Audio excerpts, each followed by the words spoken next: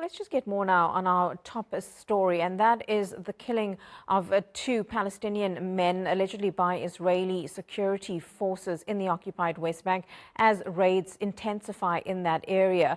Tahani Mustafa joins us from London. She's a Middle East and North Africa program visiting fellow at the European Council on Foreign Relations. Tahani, it's good to speak to you. Firstly, your reaction to that video showing those two Palestinian men being killed while seeming to surrender in front of those soldiers. Well, honestly, Israel has a systematic history of doing just that. It offers absolutely no amnesty deal when it comes to Palestinians. It has a history of conducting indiscriminate killings. It makes no distinction between combatant and non-combatant. So it's really no surprise in terms of the images that we're seeing coming out of places like Jenin. It's very consistent with what Israel's policy has been, especially since January, which has been to effectively shoot to kill. Israel has deliberately pursued this policy by the admission of Western military officials that are literally saying that Israel's policy now is to not offer any potential amnesty to anyone that they suspect to be militants, and that right now even things like prison sentences are not sufficient enough. What Israel wants is to see effectively militants dead or anyone considered to be associated or a potential preemptive militant. So it's really no surprise what we're seeing. If anything, it's very much systematic Israeli policy at this point.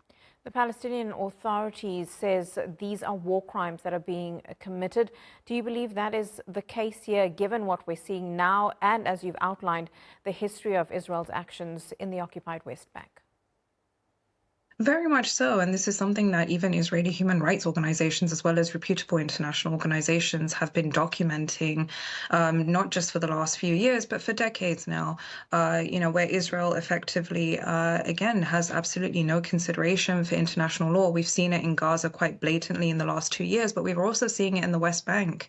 That the fact that even those that are arrested are subject to similar detention conditions as those that we've heard about in the cases of Gazans that have been arrested, where even Israeli human rights organizations have submitted reports to UN commissions detailing how Israel is now outright violating international law. What Israel has done in the cases of Operation Iron Wall and now this recent operation that it's announced in the north are by no means within the bounds of international law. If you're talking about the absolute displacement of people from their homes, changing geographical boundaries, making no distinction between combatants and non-combatants, indiscriminate killings, indiscriminate targetings, mass arrests, I think at this point, Israel has literally made a mockery of the concept. You speak about the human rights groups worldwide that have condemned what's happening. We're also hearing from Western allies from Israel, like the UK, saying this all needs to stop. But that condemnation doesn't seem to even make any difference, given what we've already seen happen in Gaza. It now seems that although the ceasefire is in place in Gaza, even though there have been violations since it came into effect, Israel has moved more of its attention to the West Bank. Could we see what happened in Gaza play out in the other occupied territories? Absolutely, and this is something that Israeli politicians have been threatening. Senior Israeli politicians have been threatening to, for the last year now, turn the West Bank into, quote, mini Gazas, where we have literally seen them do just that, where we have seen entire neighborhoods, entire areas that have been razed to the ground, where they have become uninhabitable wastelands, where Israel has literally redefined the geography of these areas, where Jenin camp is no longer a camp anymore. It's going to be considered to be part of Jenin city, where most of these inhabitants, the 47,000 that have been displaced, are literally not going to be allowed to return back to their homes. And that's just, cases of direct displacement, never mind indirect displacement. And worse yet, what we've seen is that the international community, despite issuing these words of condemnation, have literally done nothing to rein Israel's capacity in. If anything, the EU's continued policy is engagement, not isolation.